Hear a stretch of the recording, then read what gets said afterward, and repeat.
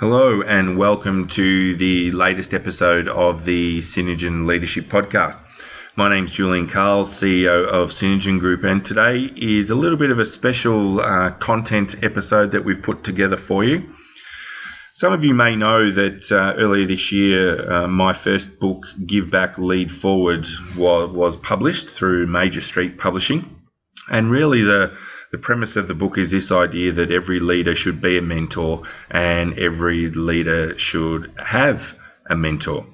And so what I decided to do as part of this content episode is just give you some insights into the book by reading chapter 1. So it's probably a slightly shorter podcast, roughly around 20 minutes or so.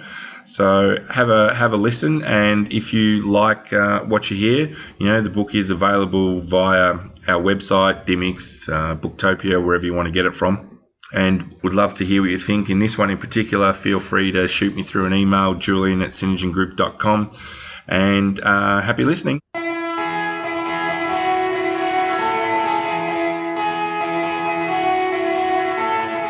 Welcome to the Synergen Leadership Podcast with Julian Carle. Julian speaks with leaders from around Australia to bring you their leadership story and share their insights about being a leader. To further help you build your leadership capability, Julian shares his own insights about leadership and the tools and techniques he uses as a leader. Chapter 1. Why Mentor? I have sought out mentors to advise and guide me ever since my professional leadership journey began when I was 26 years old. Over the same time, I've mentored others as a way of paying it forward. Today, as Chief Executive of a thriving leadership training firm, I put a great deal of my success down to the mentoring that I've received and the experiences I gained from being a mentor myself. It seems I'm not the only one who appreciates the value of mentoring either. More and more in my business, I have clients requesting that we include a mentoring component in the leadership programs we build for them. Every mentor and every mentee will have their own reasons for taking part in a mentoring arrangement.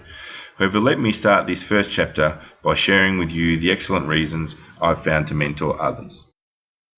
You're supporting a future leader. One of the mentees I'm being most proud of is my current mentee, Alison, who I mentioned in the preface. Recently, Alison applied for promotion at her workplace and was unsuccessful. For many, this would have been devastating, and I knew from our mentoring conversations that Alison really wanted that new position. However, instead of feeling defeated, she went back to the selection panel and asked for feedback. She organised a meeting and put together a comprehensive list of questions and discussion points, only to receive rather unsatisfactory feedback. The panel couldn't really pinpoint why she'd been unsuccessful. We discussed this at length, and Alison came to the conclusion that maybe her current employer was not where she actually needed to be. A couple of weeks later, an opportunity came up at a competitor company, one of the biggest in the country, and she decided to apply for the role. She got it. And with the new job came a better salary package, better career opportunities, and a greater recognition of the skills she brought to the organisation. I was very proud of my mentee. Seeing a leader develop their skills and knowledge firsthand and knowing you played a part in this can be incredibly satisfying. It's highly likely that during your own journey as a leader, other leaders have supported you. Mentoring is a chance to give back, not just to your specific mentees, but also to the broader leadership community. This contribution will be recognised within your networks and will in turn strengthen your relationships with fellow business, community and organisational leaders.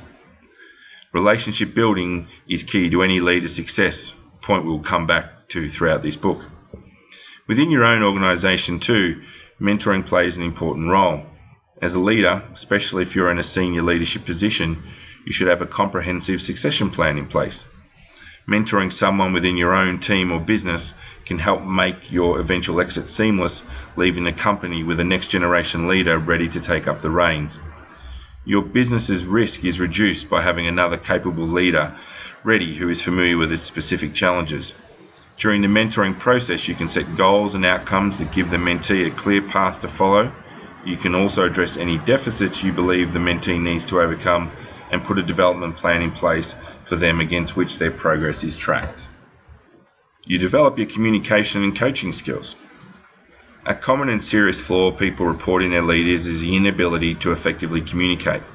Becoming a mentor gives the opportunity to develop your communication skills, practice honest and open dialogue, and improve how you read and respond to nonverbal signals. Your improved skills will allow you as a leader to communicate more effectively with your team and your workforce, making it easier to influence your team, who will in turn perform better, and a high-performing team will increase your profits. You build networks and become part of the mentoring community. Relationships are a key to your success in business and in life. You just have to look at inspiring leaders and you can see how well connected they are. They're always connecting, building, and maintaining strong relationships. In any mentoring program, the mentor has a responsibility to learn as much as they can about the mentee. Strong relationship building skills are a significant aspect of being an effective mentor. A relationship cannot exist where one party is not committed to the relationship. Many people seek out mentoring opportunities with a specific aim of widening their network, and both the mentor and the mentee benefit from this. The mentor can share the strong networks that they have built up over their leadership career with their mentee, and in turn they benefit from the mentee's professional network. This adds value for both parties. Author and world-renowned leadership teacher Simon Sinek claims that the true value of networking doesn't come from how many people we can meet, but rather how many people we can introduce to others. In other words, networking has a compounding effect, and mentoring can accelerate this compounding.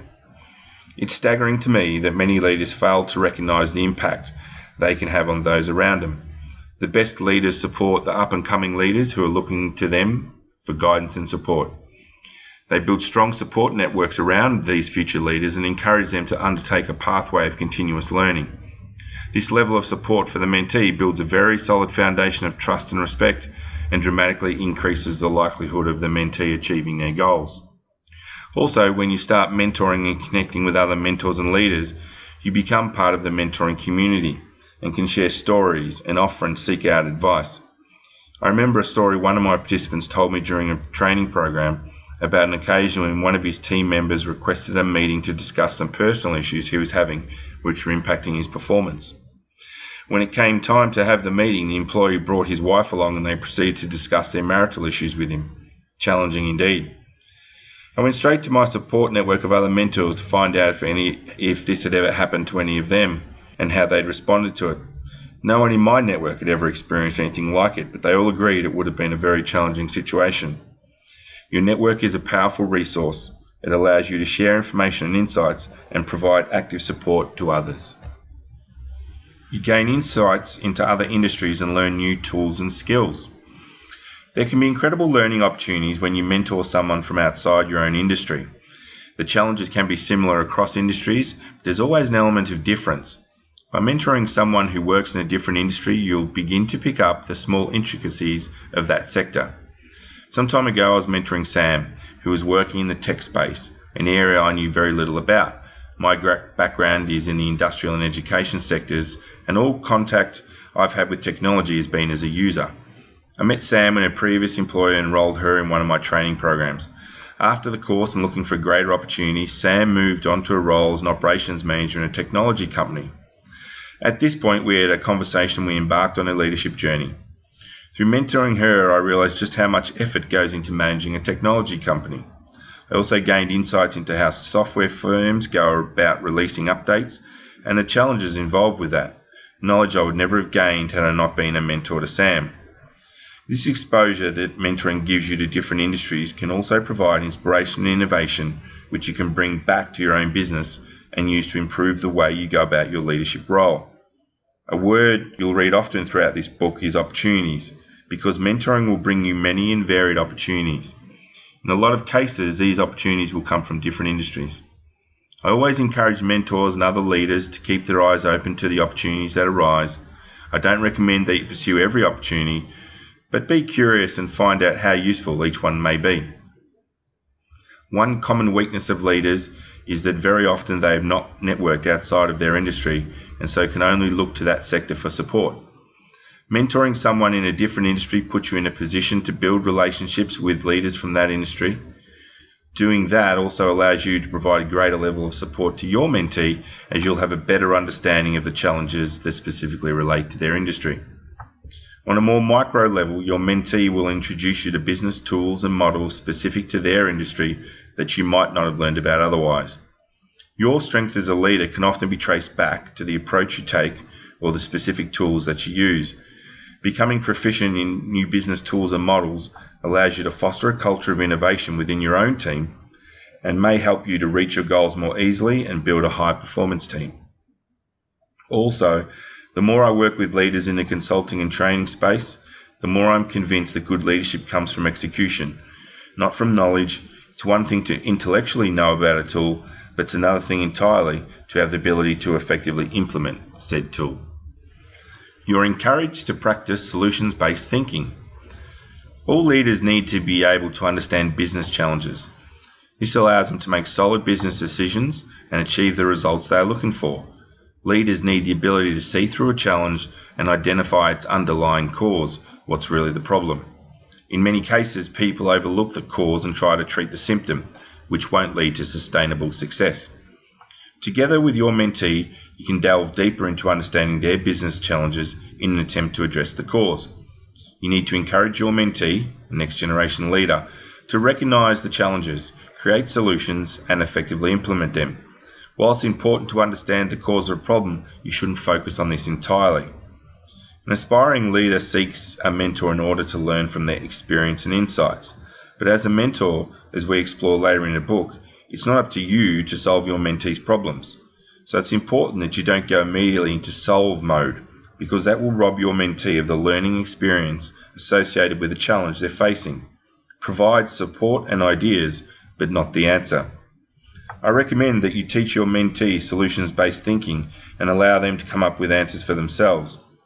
The idea of solutions-based thinking is to get a solid understanding of the problem and then spend more time focusing on the solution. My experience has been that many organizations, people continue to rehash the problem and never get to the solution. One of the best pieces of advice one of my mentors gave me was to spend 90% of the time working on the solution and 10% of the time working on the problem. Mentorship fosters solutions-based thinking because as the mentor, you're encouraging your mentee to look for solutions to their challenges.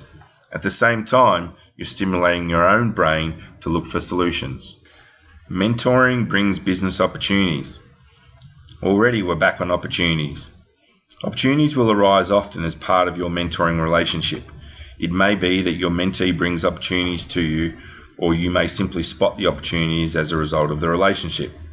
They can come in many shapes and sizes, including sales opportunities, recruitment opportunities, and change opportunities. Good leaders stay focused on identifying opportunities wherever they come from. Great leaders know when to let an opportunity go. As former UK Prime Minister Tony Blair said, the art of leadership is saying no, not saying yes. It's very easy to say yes. Not all opportunities should be pursued. It's very easy to get excited by new things and lose focus on what's making your team or business successful. If an opportunity arises for your mentee, of course, your role as a mentor is to support the mentee while they evaluate it. Some time ago, one of my mentees was working for an employer but was not happy in the role. Although she tried to make it work, ultimately it wasn't the right fit. When a new opportunity came along, I supported her during her decision-making process in any way that I could, but she had to make her own decision. She decided to pursue it, and the opportunity has turned out to be a great one. Her career is going from strength to strength. She acknowledges that mentoring helped her make what, with hindsight, turned out to be the right choice. Mentoring increases your credibility as a leader. How credible are you as a leader? When you're faced with challenges, how do you conduct yourself? These are questions that many leaders don't ask themselves. If you're going to be a mentor, however, it might be worth reflecting on the answers to these questions. Being a mentor can actually increase your credibility as a leader, as it demonstrates that you have the ability to develop others. Making a significant contribution to the development of another leader can have a profound impact on how others perceive you as a leader and how you view your own leadership credibility. Establishing your ability to mentor may in fact be desirable to specific employees or specific recruiters. The ability to develop staff through formal mentoring programs is not necessarily a common skill that all leaders have. It may be a distinct competitive advantage. And after all, when recruiting, Employers not only look for suitable candidates, but also for candidates who can be developed to take on leadership roles. Building your leadership credibility can also have an impact on the way that your customers, suppliers, competitors, and potential employees view you. If you're in a customer-facing role, your credibility can impact your ability to win more customers or even retain your existing ones. And study after study has shown that the number one reason people leave an employer is because of their leader. Because next generation leaders want to learn from great leaders. Being a mentor becomes a sellable skill. There's another aspect of being a mentor that is often overlooked. It becomes a sellable skill. As just mentioned, having your mentoring experience on your resume can add to your leadership credibility, especially if you've been mentoring for a number of years. In many cases, employers are specifically looking for leaders who have mentoring skills and an interest in sharing their knowledge and experience with the next generation of leaders.